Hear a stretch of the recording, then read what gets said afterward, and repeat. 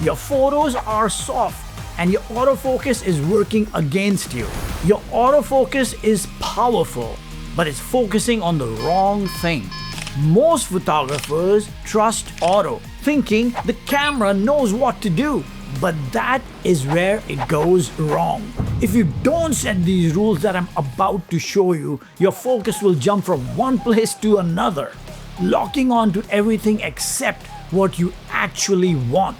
And that's why your photos look soft. I had to change how I control my camera's autofocusing, because once I understood this, it stopped guessing and it started focusing exactly where I want. If you use your autofocus on factory settings, you're gambling with your focus every single time. Because if your camera doesn't know how to handle distractions, subject movement, and speed, the moment the subject changes direction or something crosses in front of it, you will lose focus. It doesn't matter if you shoot Sony, Nikon, or Canon. The buttons change, the menu settings change, but the logic stays the same. If you don't set your camera's autofocus system and set the rules that it should follow, your camera decides what it focuses on, not you. And that is the problem. I don't want my camera guessing.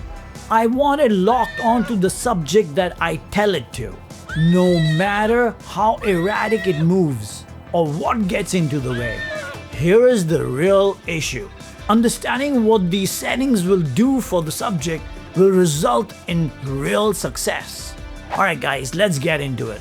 You go into your camera's menu and you see things like locked, standard, and responsive. But that is where it gets confusing, because locked, standard, and responsive means something to the camera, but it means something else to you. And you don't fully understand why and how. Because the moment your subject moves or something gets in the way, your autofocus reacts based on these settings.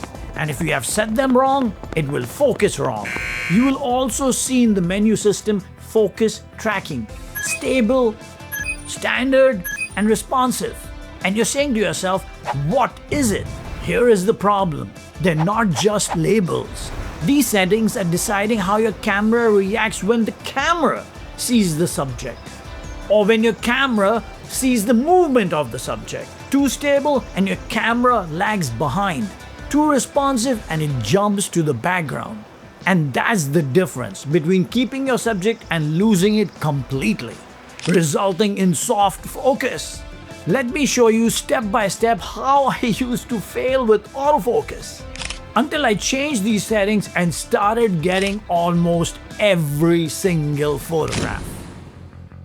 Alright, here are the settings.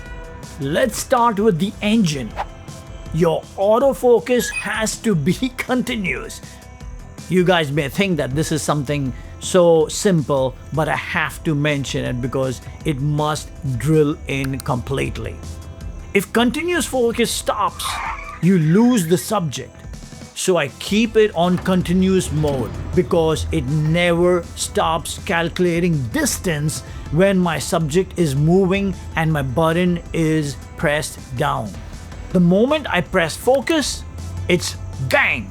It's already working. But that's not enough, because your camera still has to decide how to react when the subject starts moving erratically. Let's talk about subject movement, because tracking your subject is everything. If your camera can track your subject, it can focus on it. As simple as that. And this is where I made my mistakes. I chose stable. I thought stable would give me better results. It sounds right? Stable? Stable means everything steady and nice. But that's where it went wrong, because my subject weren't stable. They were unpredictable, changing speed and changing directions. And my camera was trying to stay stable. So every time my subject sped up, slowed down, or changed movement, it fell behind and I lost tracking, which means I lost focusing. The focus would land in front of the subject or behind it. Then I switched to responsive. That's when everything changed. Now my autofocus tracking reacts to those changes and stays with the subject. This image, this one, and this one, all taken with responsive tracking. Okay, let's talk about obstructions that come in front or behind the focusing point. When I was photographing multiple horses like the ones you see here, I had my obstruction settings to responsive or standard. I thought my autofocus would react faster if something got in the way. But that's when everything went wrong. Because the moment another horse crossed in front, my focusing point jumped on it. From the horse I had chosen to a different one, to the one in front of it or to the one behind it, and I lost my photograph. The horse that was giving me the emotion, one that was giving me the connection for my photograph, was gone. And that's when I realized my camera was making the decision, not me. So I changed this one thing. I set obstruction handling to locked on. Now my camera ignores distractions and stays with the subject I have chosen, no matter what gets in the way. This image, this one, and this one, they only work because the focus stayed where I wanted it to be. And this applies to everything.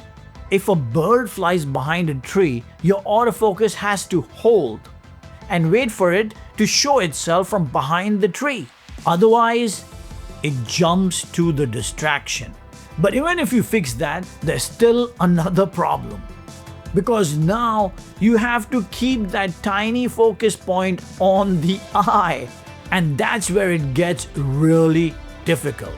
No matter how much I've practiced, no matter what I do with the tennis ball by throwing it up and down and then keep taking the camera and focusing on it, my reflexes are still reacting. And when I'm reacting, it's always slow. It's always behind.